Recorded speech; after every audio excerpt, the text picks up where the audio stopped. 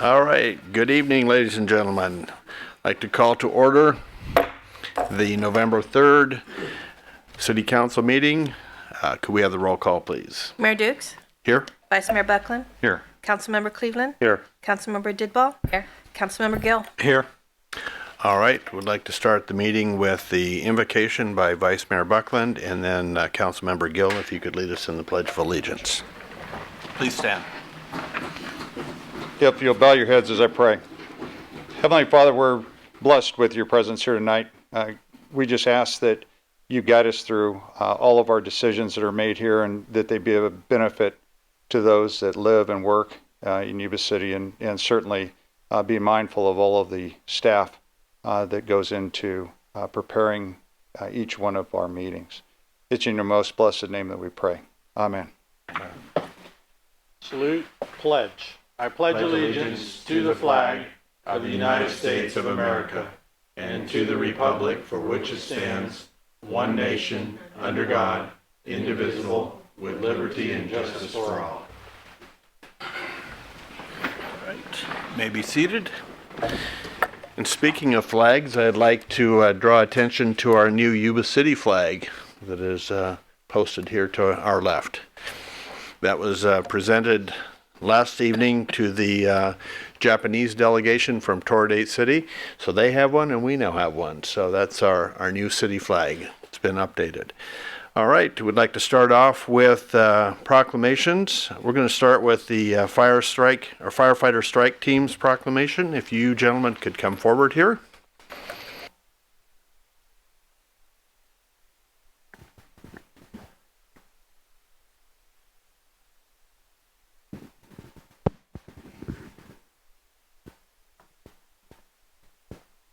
I'm just going to have you guys all line up this way if you wouldn't mind. That way we get to get you on camera. We don't have to look at your backsides. And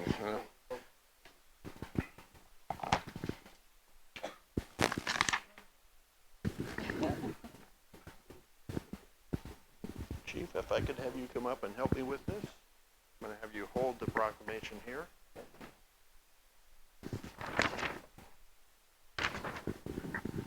During the 2015 wildfire season, 10 members of Yuba City Fire Department responded to the Butte Fire and the Fork Complex Fire. As part of the Yuba Sutter Strike Team, the men were assigned to structure defense, fire containment, and mop-up, and overall operations in both Amador and Calaveras County. Now therefore be it resolved that I, John Dukes, Mayor of Yuba City, on behalf of the entire City Council, do hereby wish to commend Fire Captain Carl Pratt. And if you could just raise your hand as I give your name. Fire Captain Eric Hankins. Fire Captain Matt Johnson. Fire Captain Mike LeBleu. Fire Captain Robert Stoddard. FAO Jose Romero. FAO Tim Crowhurst. You're part of the team anyhow. And firefighter Billy Bennett and firefighter Blong Thor of the Yuba City Fire Department for their professionalism, valor, and decision-making in the face of an advancing fire. Done on this 3rd day of November 2015 at the City of Yuba City, County of Sutter, State of California. All right. And who would you like to have hold this? Or I'll let you hold that. Did you want to say anything? Okay. Then I have some proclamations to hand out to each of you also.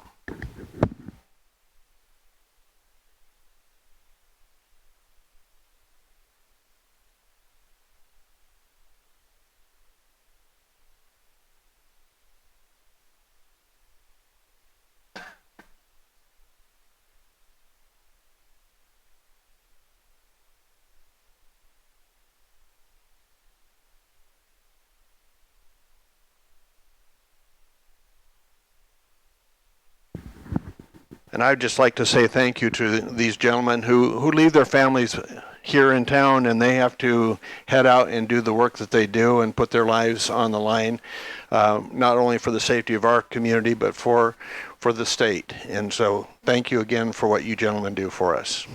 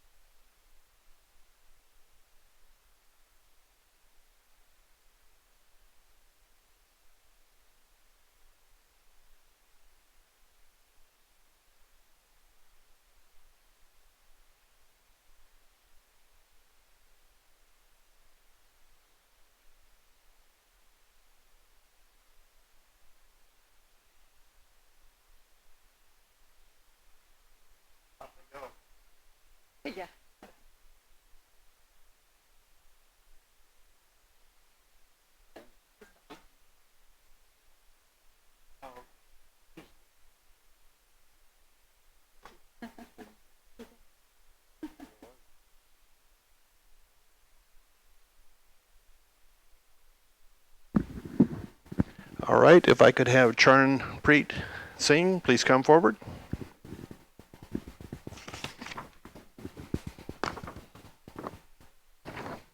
You were back there in all the blue. We didn't see you standing back there. There you are. Sikh Awareness and Appreciation Month in the city of Yuba City is November 2015. I'd like to welcome Officer Charnpreet Singh and the Sikh Coalition Advocate, Gurmeet Mohan? Not here? Okay. To accept the proclamation on behalf of the Sikh Awareness and Appreciation Month. Sikhism is the 5th largest religion in the world today, and there are more than 23 million Sikhs worldwide, estimated at 250,000 Americans of Sikh origin. Nearly 40% of the nation's estimated Sikh population reside in California. Sikh Americans pursue diverse professions and walks of life, making rich contributions to the social, cultural, economic vibrancy of the United States, and have distinguished themselves by fostering greater respect among all people through faith and service. The city of Yuba City is committed to representing the heritage and religions of our diverse community. Now therefore be it resolved that I, John Dukes, Mayor of Yuba City, on behalf of the entire City Council, do hereby proclaim the month of November 2015 to be Sikh Awareness and Appreciation Month. Thank you. Would you like to say anything? All right, thank you.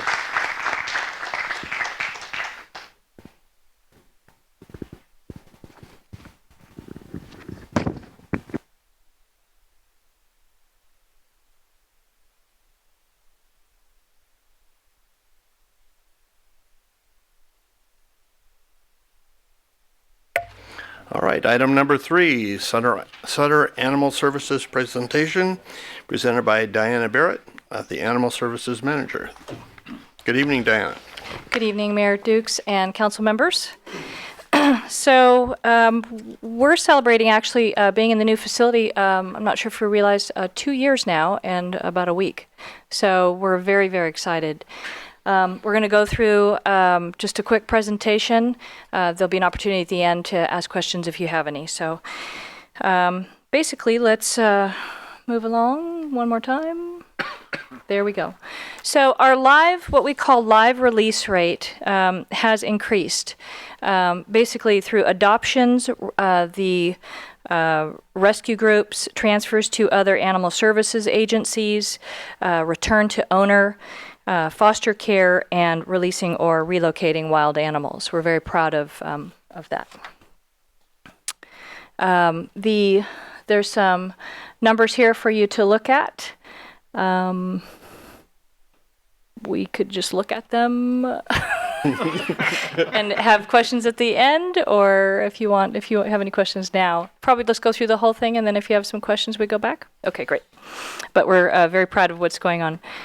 Okay, so we have what is called non-live release rates, and we're also very proud of the fact that that is decreasing. Basically, that means euthanasia. I'm not sure if you're aware that we're currently only euthanizing for serious temperament or medical conditions that we cannot treat. We're very, very proud of that because of the other relationships we've built with these other rescues. We're able to do that. One thing I do want to clarify there, it says disposal request, and I know this is kind of icky stuff, but it's important for you to know. We provide a service to the public wherein if their pet passes away at home, we would come out and take care of that for them. We would pick up the animal because obviously it's part of their family and they're distraught, and so we take care of that. On the euthanasia, and this is, again, is a difficult topic, but we'll be done with it in just a minute. I do also want to explain that we've extended a courtesy to the public wherein if their pet is aging or has medical issues, we do provide euthanasia for the owner, and we also allow the owner to stay present for that process. So it's something that we're very proud that we're able to do that, and it is a discounted fee from some of the local veterinarians. So we're very happy on that. That speaks to our customer service level going up. Go again.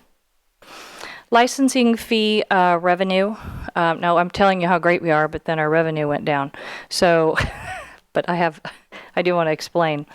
Basically, when a dog gets a rabies shot, we're notified by the veterinarian. They send us a certificate, and then we put that into the computer, which then generates a bill for the person.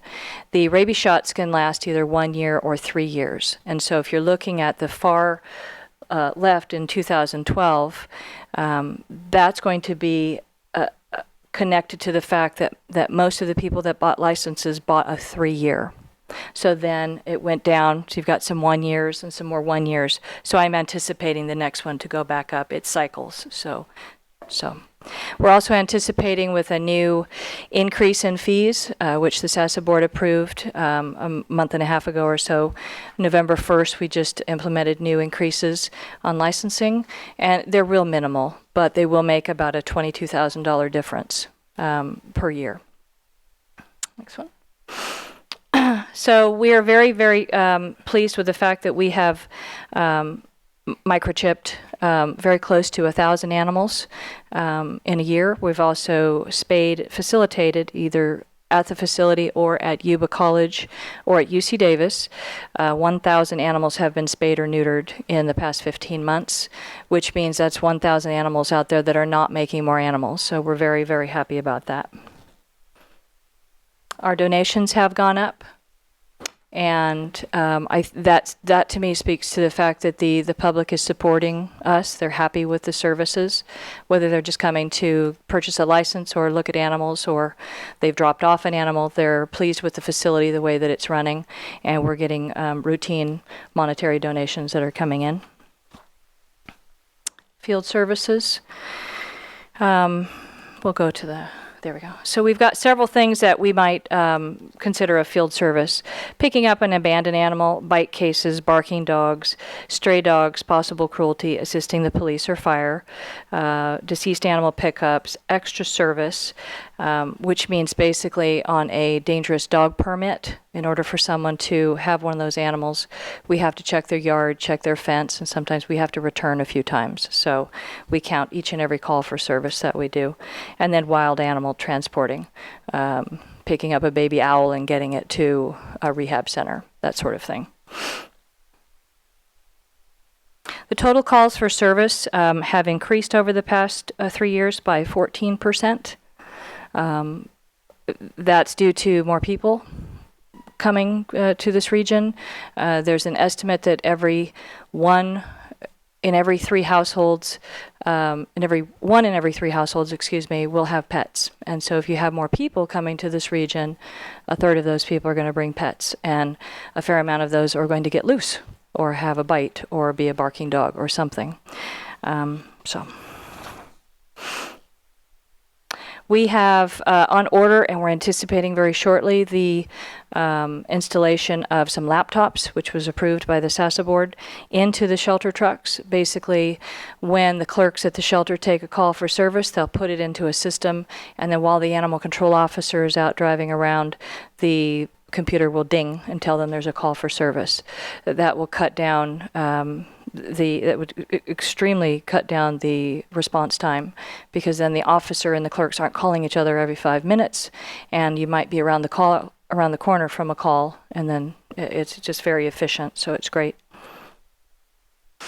We have enhanced our partnerships with various rescue groups that were already in place 3 years ago when I got here, but we've really enhanced them. Those are two of the most well-known. And then we've also started working with some other rescue groups that are specific to certain breeds. We do get a fair amount of Rottweilers and Labradors. And the one that we're very, very proud of is the ARF, or Animal Rescue Foundation, which is Tony LaRussa's group in Walnut Creek. They have visited us 5 times over the past few months and taken close to 50 animals. We have greatly improved the herd health. meaning the entire health of the population of the animals that we're caring for. Basically, with the help of the Yuba College program, the RVT Registered Vet Tech program, they come out and they send interns to us. So basically, these people get to learn, and we get the free hands-on labor, which is really great. We have partnerships with Sutter County One-Stop training programs for people that are looking to change careers. And we've had some internships with them. And then daily we have people with the Sutter County Work Release Program. Folks that have a minor infraction with the law are allowed to work off their sentence, so you would say, at the shelter. And they feel good about themselves when they leave, and then they've done great things for the community. We have a really great new partnership with a new group called the Friends of Sutter Animal Services Authority, or SASA, and they have had a couple events, and they are just a nice 3 or 4 people that are that live here in this community, and the events that they've had have been very successful. They've been able to raise some donations already, and they're planning on having a low-cost microchipping event in the spring where the public will be allowed to bring their animals. So that is what I have, and I gladly entertain any questions that you have. Any questions of Diana? Yep, no questions. I would just like to say that we've come a long ways over the past few years with the new facility and your leadership there at the facility. I want to thank you for what you're doing to make this a better part of our community. Thank you. It's my pleasure. All right. Thank you. I'd like to recognize a visitor in the audience with us tonight. We have Vice Mayor Noguchi from Toride City, Japan. I caught him by surprise. Thank you for attending our meeting this evening. And I believe that's your assistant. If you could have him stand up, I forget his name, so. All right. Well, thank you for being here and seeing how we do city council here in Yuba City. So, all right, we'll move on. Public communication. You are welcome and encouraged to participate in this meeting. Public comment is taken on items listed on the agenda when they are called. Public comment on items not listed on the agenda will be heard under item 5, appearance of interested citizens. Comments on controversial items may be limited, and large groups are encouraged to select representatives to express the opinions of the group. Item 4 is written request. Do we have any written requests? None were received. Thank you. Item 5, appearance of interested citizens. Members of the public may address the city council on items of interest that are within the city's jurisdiction. Individuals addressing general comments are encouraged to limit their statements to 3 minutes. Do we have anyone from the audience who would like to address anything that is not on the agenda tonight? All right, seeing none, move on to item number 6, bid award, police interceptor purchase. Spencer Morrison. Good evening, Mr. Mayor, members of the council.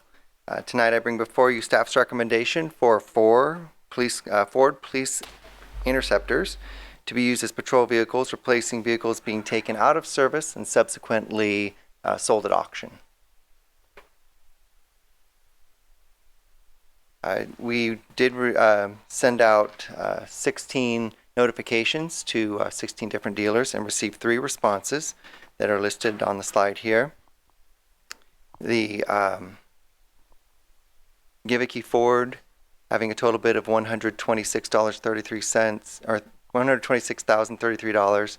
Downtown Ford $125,027, and Ron DePratt Ford at $128,476. I think it's a good time to point out at this moment that there is a difference on the staff report, a small difference in some of the math on the second page. Instead of the 2 lowest bidders responding being separated by $1,065.90 as stated in the staff report, it's actually $1,006.20. There was a $57 difference from the actual number, but it will not change the outcome of staff's recommendation.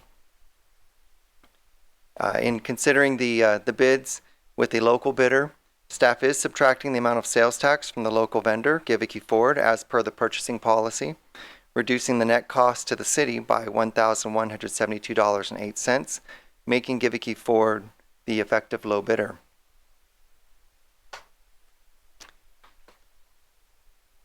Given that, it is staff's recommendation to award the purchase of four Ford Police Utility Interceptors to Giveke Ford of Yuba City, California, in the amount of $126,033.60 by finding it is in the best interest of the city to do so. Again, so there's no confusion, that's 4 interceptors. All right, thank you, Spencer. Any questions of staff? To the mayor. Yes. I've got one. Spencer, and then maybe Chief can probably answer this question. You know, we're beginning to repurchase some of the cars again. We had held off for, what's our oldest vehicles that we have in our fleet?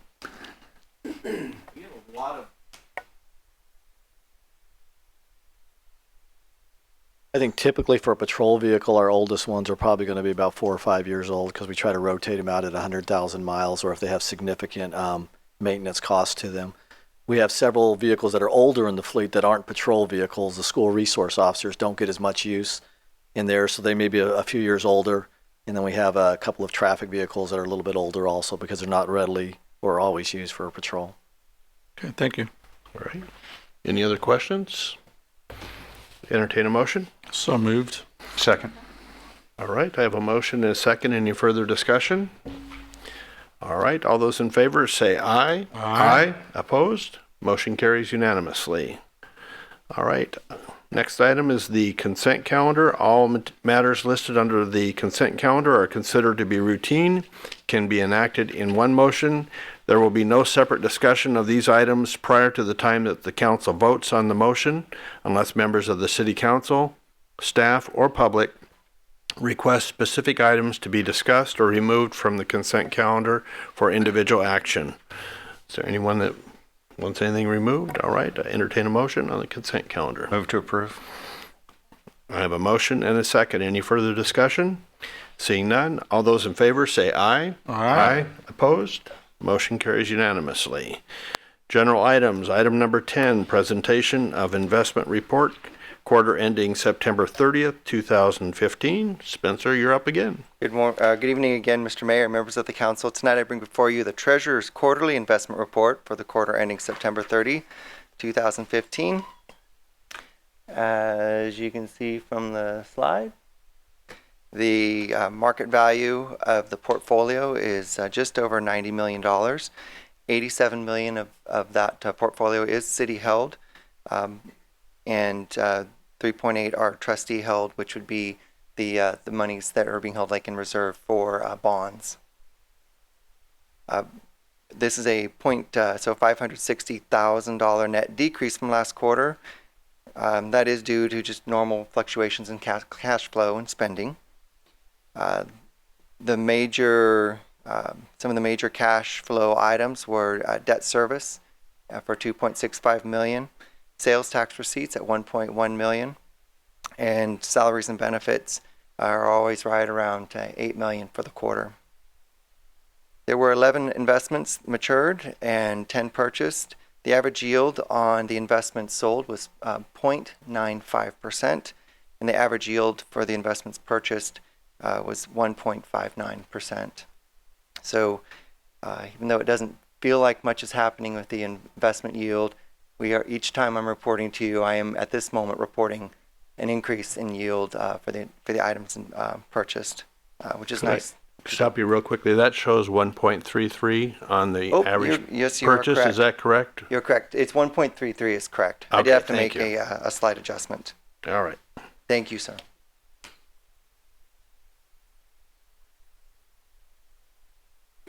The city-held composition is on the pie chart on the screen.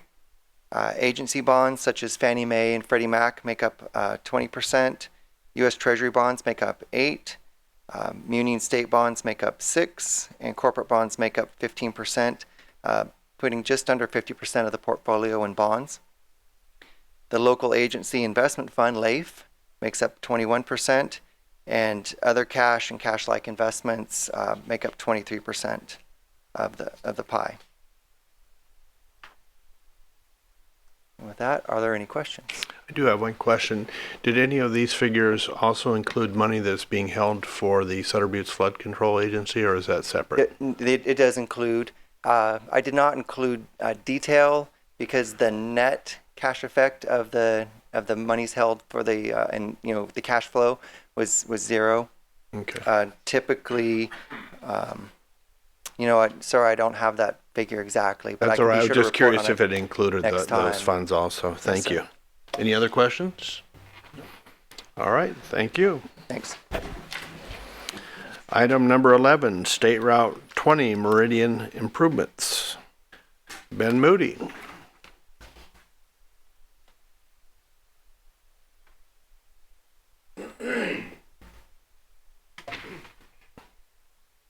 Good evening, Mayor Dukes, member of the council.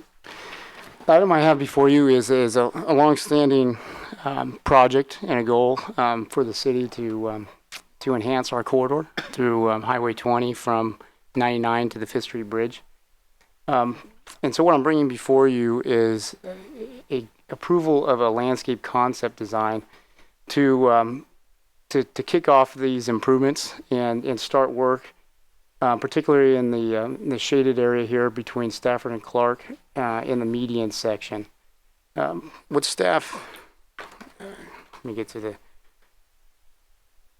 the, with the history on this project, we've received a couple grants through SACOG. We've worked with Caltrans at different levels to try to obtain funding, do a better complete street design guide, and obtained a grant to basically finalize the design for that segment and then move forward with 30% plans for the rest of the corridor. And at the same time, staff has, with council approval, has allocated funds, CIP, streets and road funds for $200,000 to implement that section. So to move forward with that, we've been in contact with the landscape architect, Melton Design Group, who's here to help walk through the design concept with me. And basically it's kind of a presentation to get council's blessing to move forward with this design concept so that we could finalize the plans and get it constructed in a phased approach to do the median first right away and then move to the parkway strips and then get those plans for the rest of the corridor and obtain funding where we can. So right now I'm going to introduce Mr. Greg Melton, the landscape architect with Melton Design Group, to kind of walk through the concept.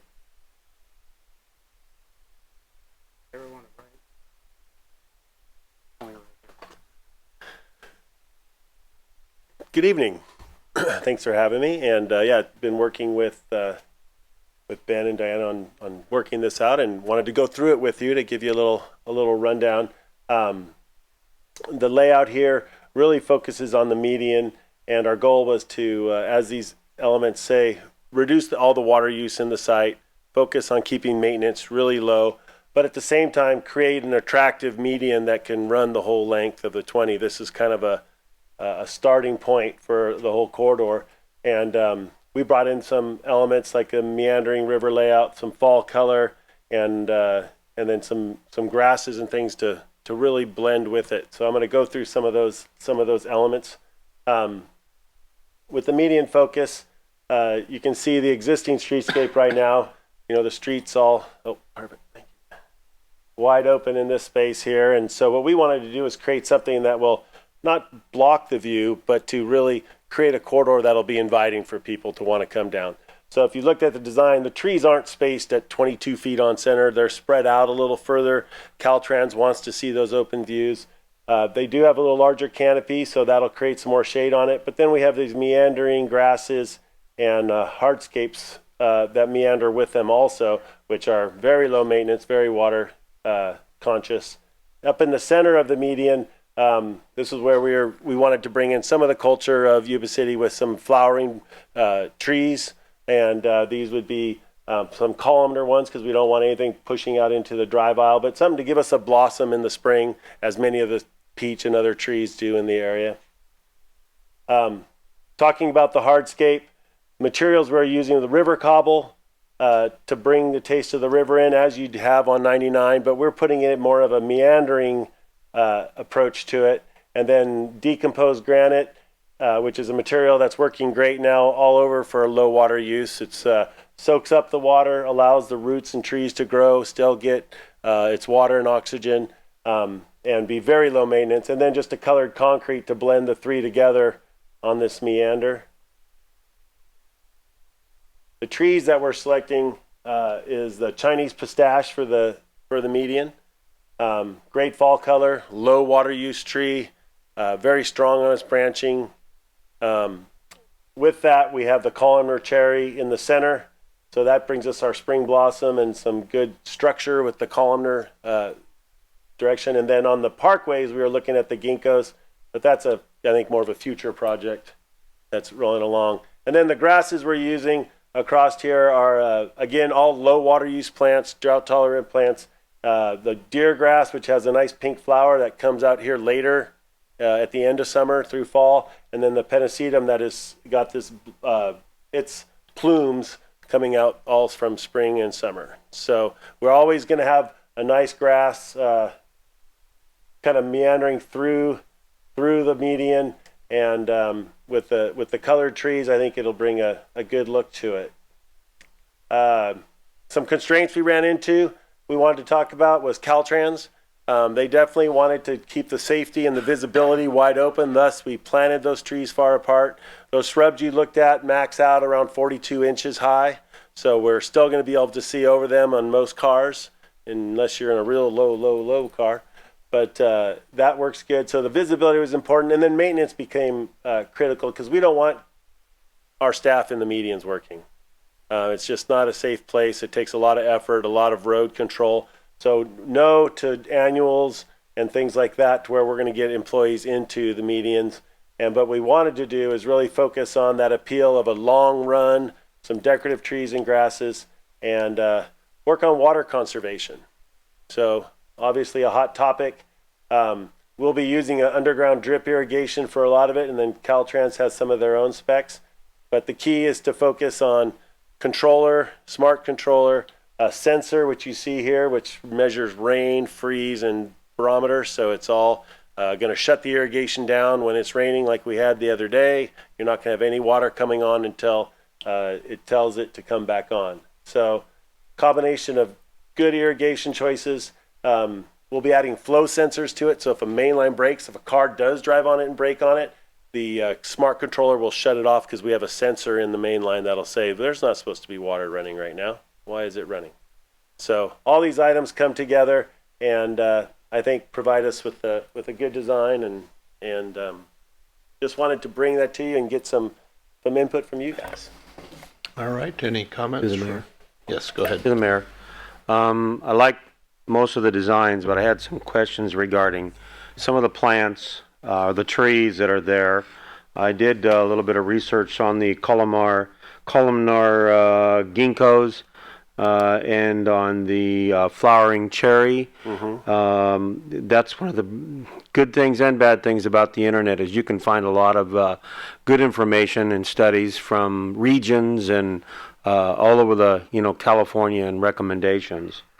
While ginkgo, we have them all over the place here on this property, and they're of a larger size. They have a very large and good root mass, and they can spread out really well. The columnar, I have a little concern on that because they don't have quite the root mass according to the study. They're going to need a little bit more attention on water than the ginkgos that we would have here. But as far as the style of tree being of the column, that's very pleasing to have that. So their drought resistance isn't as good as the normal ginkgo bilobas that's out here.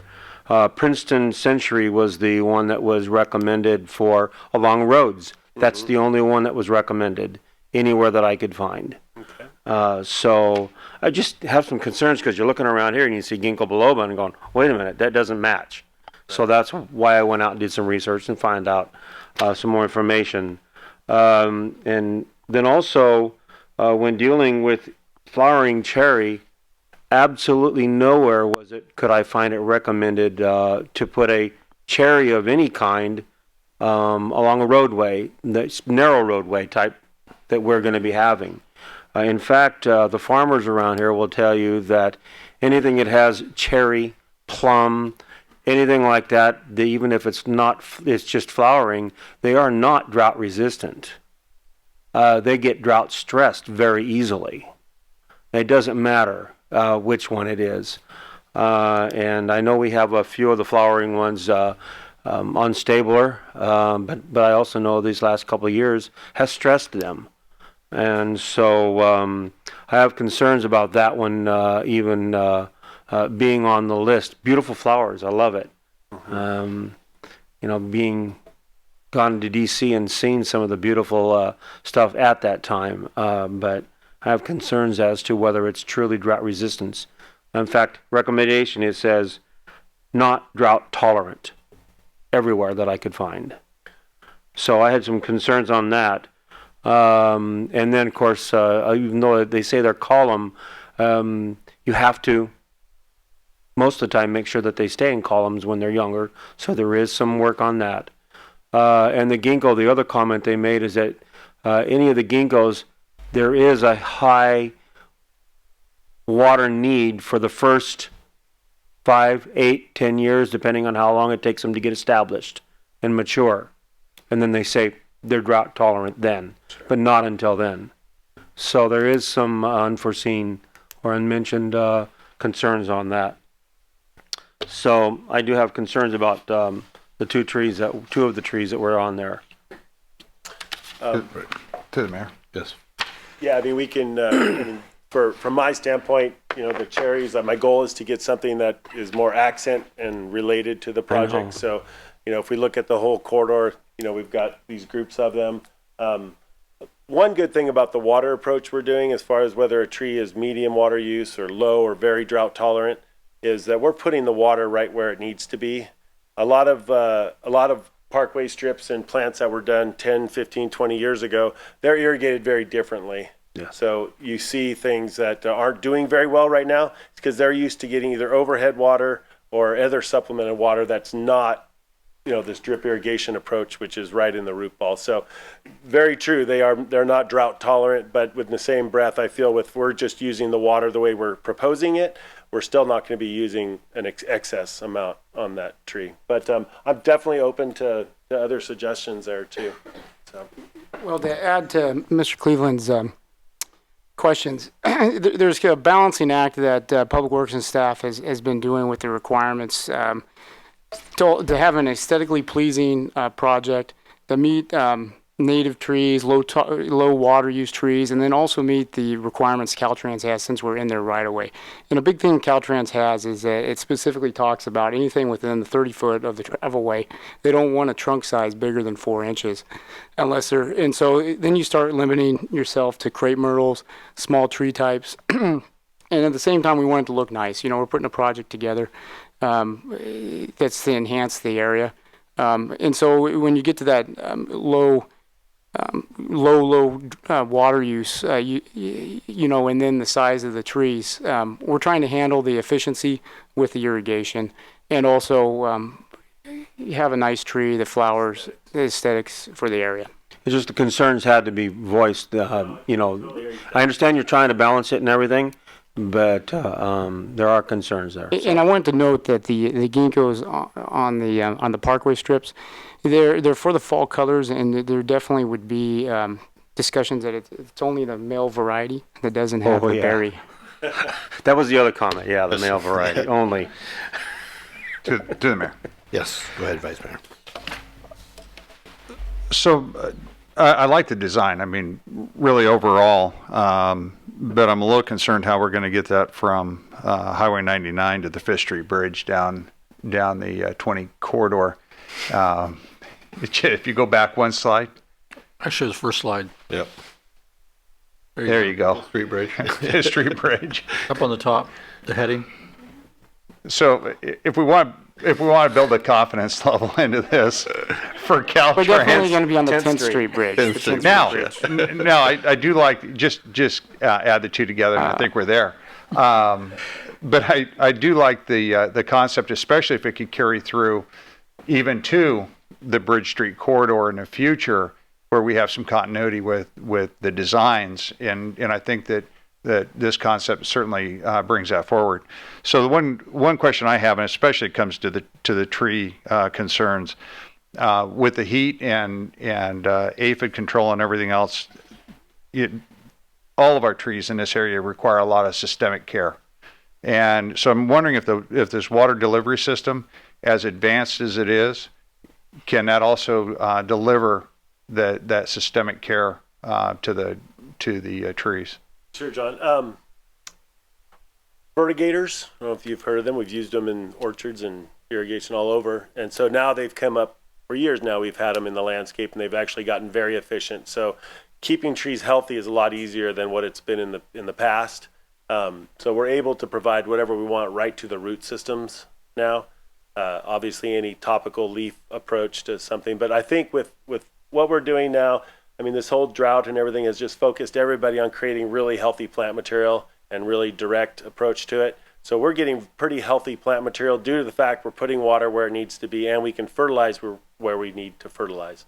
And so a healthy tree has a lot less susceptibility to any of that. Sure. So, and like Stan said, if we're working with cherries and we don't want to use them because they've got something else, then we can pick something that, you know, has a safer approach to long-term sustainability of it. So, thank you very much. To the mayor. Yes. A couple of questions. Great concept. But I think at one point in time, and this is ages and ages ago, before that meeting came concrete again, there were trees at that point in time and some nice landscape and stuff. And Caltrans slowly got rid of it. And so, you know, if we're putting trees back, obviously that area, Highway 20, gets probably about more than 50,000 cars on a daily basis, trucks and stuff. So if you're putting trees out, obviously you're putting them a small amount, but ones you've picked up there, like Councilmember Cleveland said, is a cherry tree looks nice, but it's more in a perimeter outside area. So if you're putting trees, I mean, you got to make sure that the branches aren't growing out there, not hitting the cars, and they're not hitting the trucks, some of that kind of stuff. And that whole corridor is very, very popular for the crows. So if you're going to put a lot of trees, and if you notice a lot of the businesses have cut their trees down for that same reason, you could have the whole Highway 20, you know, trying to look nice, but that whole Highway 20 is full of crows. So, I mean, just, you know, food for thought when you're looking, trying to make something look nice, and it may not. sure. You know. But to that point, we did on Highway 99, I believe those do have crepe myrtles. Have we had an issue with crows in there in the evening at all? I haven't seen any. Yeah. Not aware of it. I mean, So yeah, that so might be another option, is the crepe myrtles too. yeah, because it brings up nice color. It does. And the other question I had is obviously, and I apologize, I don't know your name, but Greg. So you're going to go ahead, and your company's going to go ahead and plant these trees and get them up and going, but it's the city of Yuba City that's going to maintain it for public works. Correct? So Greg's with Melton Design Group. He's just the landscape architect, so we would utilize him and his company to finalize the planning schedule, basically the landscape designs and the irrigation. The city of Yuba City will take that. We'll submit an encroachment permit application with the full design to Caltrans to get approval, Right. and then we'll bid that for construction.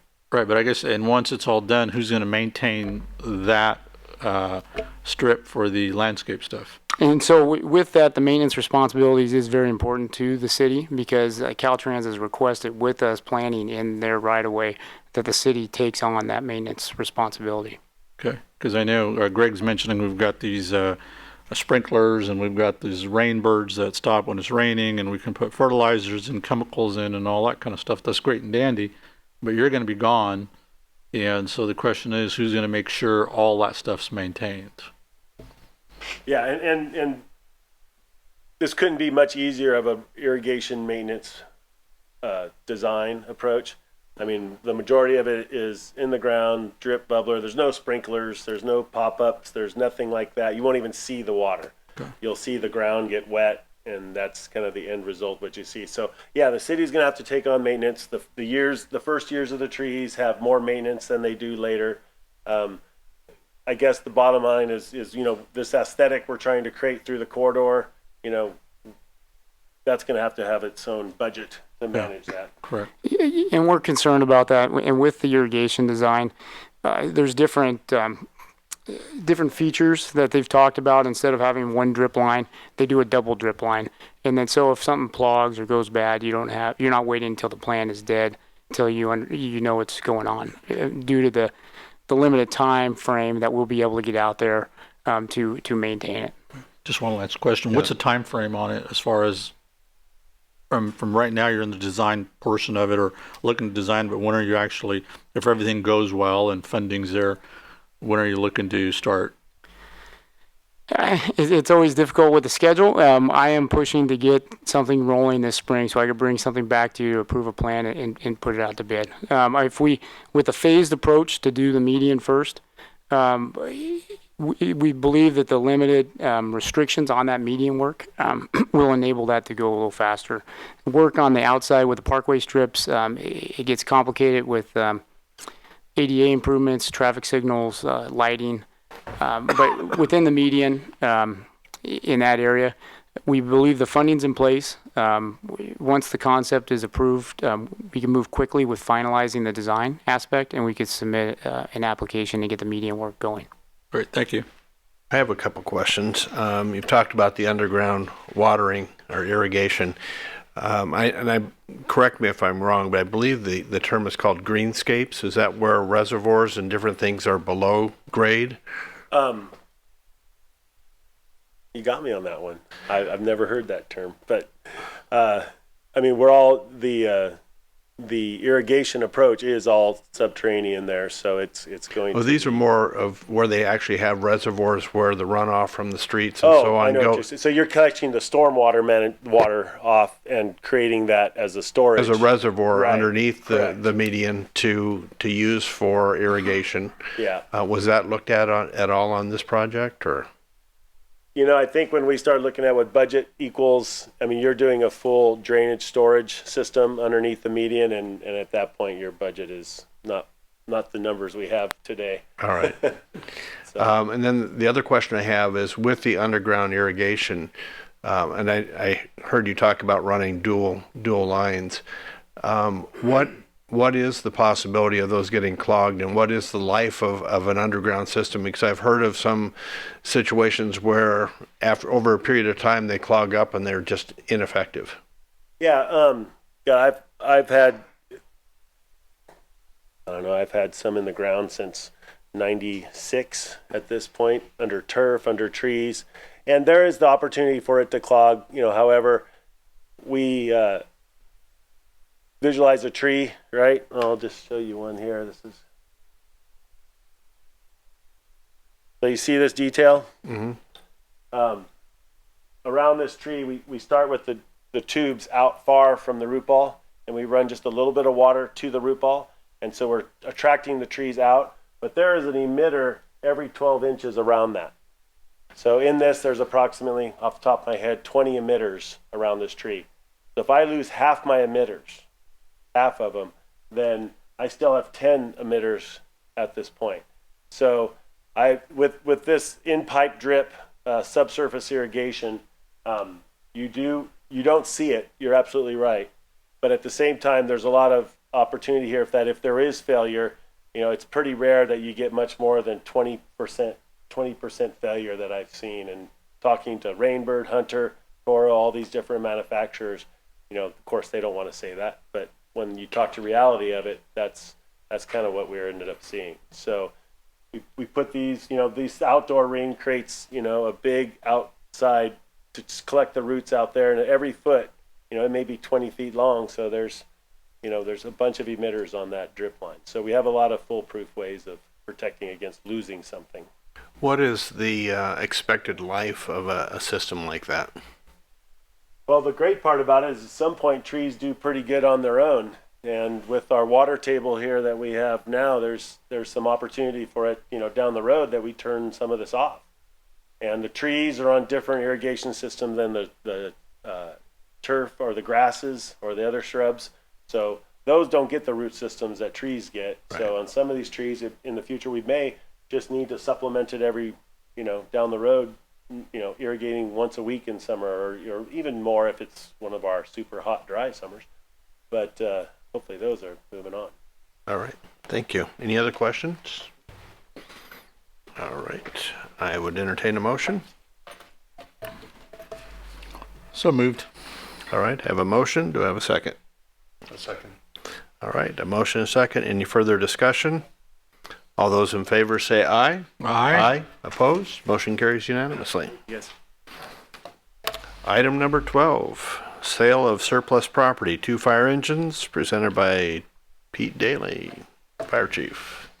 Good evening, Mayor Dukes and members of the City Council. I'm before you tonight to talk about the sale of surplus property, specifically 2 fire engines. As you remember, about a year ago, we purchased 2 brand new fire engines. So now we have 2 fire engines that are surplus that we'd like to sell. Not the new ones, though. Not the new ones, no. No, we'll keep the new ones. We like the new ones. A little bit of background. The fire department worked closely with fleet maintenance to determine that our 1992 Spartan Freightliner and, go ahead and move forward here. Oh, I screwed you up. I had a couple pictures on there. I sent Marie. Okay. So we're waiting for that. Fire department worked closely with fleet maintenance to determine that we had a 1992 Spartan Freightliner, 9212, and a 1993 Spartan 3D. The Spartan Freightliner was originally this was our original Yuba City engine. We purchased it in 92, and they run a lifespan of, usually fire engines run some of these older engines usually run 10 years as a frontline engine and then 10 years as a reserve engine.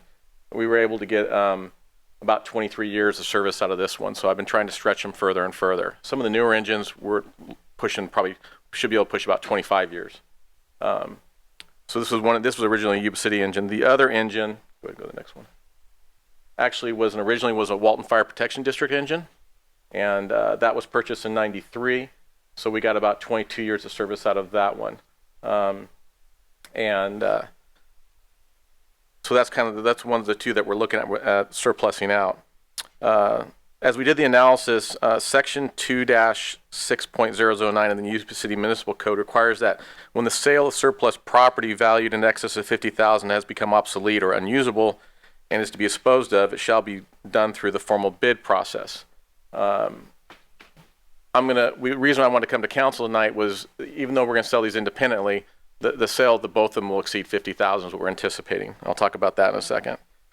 However, staff is going to propose to modify the typical formal bid process by selling the fire engines through Brindley Mountain Fire Apparatus. Brindley specializes in fire apparatus sales, and the cost for services are consistent with local auctions if we were to send it to auction. Brindley is well known and respected nationwide for selling used fire apparatus and is one of the world's largest used fire truck sales and service companies. There would be no binding contract with Brindley, and Yuba City would be free to sell the fire engines on our own at any time with no fees or penalties. So even though we have a contract to sell the engines, the contract specifically talks about that if we sell it on our own, then we don't owe anything to Brindley. If they find 2 buyers for us, then that's when we would pay them for their services.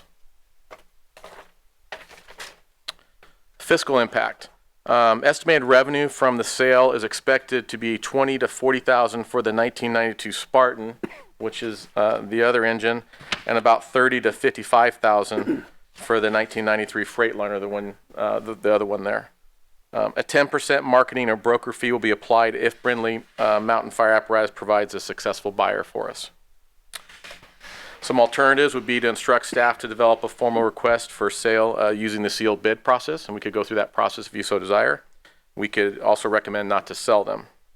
The council could. However, at this point, I'm going to ask a recommendation is to authorize a contract with Brindley Mountain Fire Apparatus to sell 2 surplus fire engines, 9212 and 9362, with the funding that is in the best interest of the city. And I'll be happy to answer any questions if you have any questions. Do you have questions? To the mayor. Yes. So Brindley's method of sale, could you go through that? Is it an auction that they put these into? Do they value the equipment and then try to market them? That's exactly what they do. Is what we do is we send them all the specifications on the two engines, and then they basically assign a salesperson to it, and they go out and they market these engines through magazines, through different departments. They make different contacts. They know which departments. A lot of times, a lot of smaller departments or volunteer departments that can't afford brand new engines, like we just purchased. They're very hungry for these types of engines. So a lot of departments will put inquiries and saying, hey, we're looking for this type of engine. And so when it comes into Brindley and it matches up, then they'll put them in contact. What their role is to basically find a good buyer, get the best price that they can, and then forward that buyer to us to work the final deal out. Okay, thank you very much. In the state of California, is there any type of mechanism within the fire industry where vehicles can be posted for sale? Yeah, I wouldn't restrict it to California, but there's nationwide. There's some nationwide magazines and stuff where that apparatus and stuff can be posted, and we can do that as well. We can post that kind of stuff ourselves, and I have no problem doing that. We talked about that the other day about advertising these, even though that I'm gonna request to get an agreement with Brindley as well. Well, it makes sense if we can go down that path and we can sell it ourselves, and not be penalized by them. Yes. Then we should go down both paths at the same time and see where this goes. So. Absolutely. My biggest concern was that we haven't been too successful selling them here in California in auctions on some of our past vehicles. We haven't got the dollar value that I think that we could get. It seems like when we get them more into the Midwest, it seems like we get that's from talking to Pierce Manufacturing and some of the other salespeople and other fire truck manufacturing companies. The reason they recommend Brindley is they're able to push a lot of these engines Midwest, where there's a lot of smaller departments that'll pay a better dollar for the engine. All right. Any other questions? I have one additional. In the contract, is delivery fee, is that added onto the price of the vehicle? I mean, this kind of comes up, you're talking about pushing these things towards the Midwest. Would part of our sale be the inclusion of delivery, or would the agency purchasing it be then required to arrange for delivery? That would be decided between us and the agency that was interested in purchasing the vehicle. What I would recommend, what usually happens in these types of situations, is the agency that is purchasing the vehicle will come out and get it. And it'll be their responsibility to come out and get a driver and send it back. That way, where there's no liability on us driving the vehicle back there. Thank you. Right. All right. Entertain a motion. Move recommendation, contract with Brindley Mountain Fire to sell the two surplus fire engines. I'll second that. All right. A motion and a second. Any further comments? All those in favor say aye. Aye. Aye. Opposed? Motion carries unanimously. Thank you very much. Pete. All right. Item 13, business from the City Council. Excuse me. Nope. 13 is City Council meeting calendar. We won't skip that one. Good evening, Mayor and City Council. So every year we bring to you the next year's proposed schedule. It's not set in stone. And of course, you can add or subtract meetings as they come up as you feel as necessary. So we'll blink, and before we know it, it's going to be January. So we're recommending that we cancel the January 5th, 2016 meeting, the July 5th, 2016 meeting, August 2nd, which is National Night Out, and December 6th, reserving that for the new mayor's swearing-in ceremony. We're also recommending that we set aside some special workshop dates. The water rate study 1 and 2 would be January 12th and January 28th. A transportation and infrastructure workshop for February 9th. Schedule the annual council priorities and goals meeting for March 22nd. Have our annual budget study session on May 24th. And again, August 2nd would be the National Night Out events. And again, if additional special workshops need to be scheduled, we could do that at any time, or cancel a meeting or schedule one if needed. So if you'd like to. All right. Any Comments? suggestions or comments on this proposed schedule? All right. Entertain a motion. Move to approve the recommendation. Second. A motion and a second. Any further discussion? All those in favor say aye. Aye. Opposed? Motion carries. Now, item 14, City Council reports. Councilmember Cleveland. Actually, normal meetings, signed, very quiet, didn't have any, but I did meet with some more community business people and stuff, finding out what their concerns are and what their vision would be for the community, and slowly but surely trying to put together, just what the community seems to say. So I'm working on that. Thank you. Thank you. Councilmember Didball. Didn't have any committee meetings in the last week and a half. They've been bumped to earlier part of November, so I will speak on those after that. But I've had the great honor to host our Japan guests, Vice Mayor and his assistant, and have had a wonderful, wonderful week of culture and fun and lots of food and just experiencing Yuba City at a whole different level. So thank you very much for enriching our lives by being here. All right. Councilmember Gill. Nothing really to report on meetings. I do just want to piggyback on our friends that are here from our sister city from Tour Day. Obviously, we do an exchange program with students coming from Japan from Tour Day here, and then our goal is to go back from students from here, from Yuba City, and having participated in that trip on the 25th anniversary 2 years ago. Originally, or in the past, we've done the trip in June, and it's been always hard because a lot of students get out of school in the month of June, so they go on family vacations. In 2016, we've moved that date to the week in February and President's Day weekend. So we got Washington's birthday and President's Day weekend, so students only have to take 4 days off. Working with the Yuba City Unified School District. So our goal this year would be to at least send 10 students back to Tour Day Japan. We're not sure how the weather is going to be, Cold. but I'm sure, just the experience going back, having my daughter and my son go back, to this day, they still talk very, very highly of the experience. And I believe the airfare cost is about $1,600, but I think they could tell you that that's all you need is airfare, and you get to stay with the host family, and all your meals are taken care of, and just the experience, you can never get that on your own. So if you've got friends, family, nieces, nephews, sons and daughters that are in school, please talk to them and let them know that we have this exchange trip going back to Tour Day in the month of February. So with that, that's all I've got. All right. Thank you. Vice Mayor Buckland. I won't echo too much more on the sister city visit, but certainly it has been a pleasure to have our counterparts from Tour Day here all week, and also here tonight in tonight's meeting. So thank you. I was able to attend the SACOG meeting the other day. It was on Thursday. We did discuss the go forward projects with Code for America at that's currently taking place through SACOG, but over at West Sacramento. That project is wrapping up into a complete and finalized project that will allow for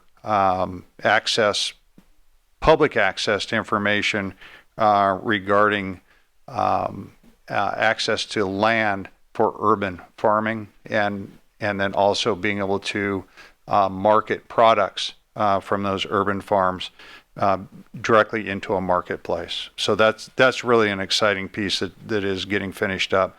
Also, we're talking a little bit also in our shared services component, an opportunity for a contract involving human resources, more specifically talking about salary comparisons across the region. And there's a great desire for that service to be provided through an HR contractor.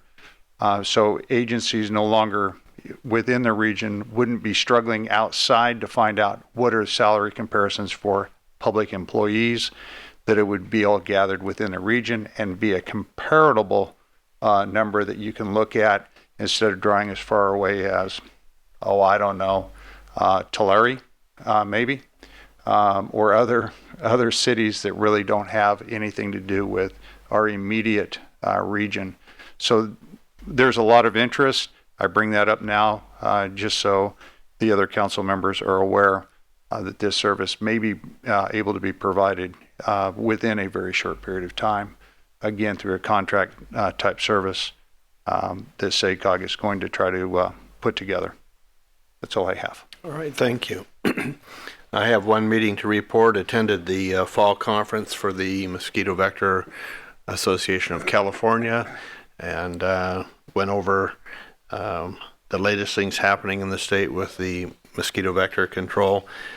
One of the things that has been a big concern for the agencies across the state is the influx of new invasive species, which carry things like yellow fever and chikungunya, all these different things that have been in foreign countries for years, and they're finding their way here to California. So it's adding pressure to a lot of the agencies and the cost to be able to try and eradicate and control these invasive species that are coming into the state. And fortunately, we don't have them here in our region yet, but it's possible. It has been expanding over the past couple of years.